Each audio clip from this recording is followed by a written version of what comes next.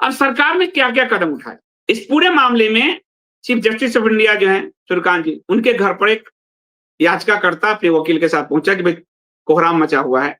Supreme court में याचिका लगाई, कोर्ट ने कहा कि भाई हमें मालूम है यात्री परेशान है, लेकिन इस मामले में सरकार करेगी, हम नहीं करेंगे। सुप्रीम कोर्ट ने बहुत अच्छा किया, अपने आप को दूर किया। ठीक है, उसके बाद उड्डयन मंत्रालय ने क्या किया, सभी रूटों पर एक फेयर कैप लगा दिया। जो बस 62,000 80,000 का टिकट हो रहा था 7500 से कर दिया जो है। उसके बाद इंडिगो के सीईओ पीटर अल्बर्ट को बुला लिया, यानी एक शोकॉज नोटिस किया कि 24 घंटे में ये सब आई वॉश करने का खेल, और जो नया नियम है उसको होल्ड पर डाल दिया। तो सरकार ने जो किया वो इंडिगो के फेवर में किया।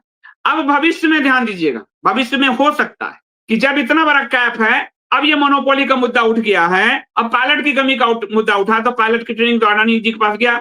अब मोनोपोली में जैसे 820 करोड़ से अडानी जी ने खरीद लिया आपको, एफएसटीसी में वो इंडिगो में शेयर खरीद लेंगे, इंडिगो पर अडानी जी का कब्जा हो जाएगा, मोनोपोली ऐसे डिस्ट्रीब्यूट हो जाएगी। समझ रहे आप? जैसे मुंबई की एयरपोर्ट अडानी जी की करने के लिए उसके पुराने मालिक के पीछे ईडी लगा दिया गया था। तो खेल सरकार अपने इंडस्ट्रियलिस्टों के साथ मिलकर खेलती है। पिस्ता वो है, ये जो अभी इसमें से बहुत सारे होंगे जो तख्ती लगाए घूमते होंगे, भारतीय जनता पार्टी मोदी सरकार के बहुत सारे होंगे, वो काबिर है, बहुत सारे तख्ती लिए घूम रहे होंगे, वो तख्ती वाले। बहुत सारे व्हाट्सएप अंकल होंगे, व्हाट्सएप अंकल वाले। तो पिसना तो आप ही को है, बारी तो सबकी आएगी। क्यों? क्योंकि सरकार और बिजनेसमैन ये दो ही का हित होगा, सरकार से जुड़े लोग और बिजनेसमैन का। जनता आप तो सिर्फ वोटर हो और मूक दर्शक हो, इसके अलावा जनता कुछ नहीं।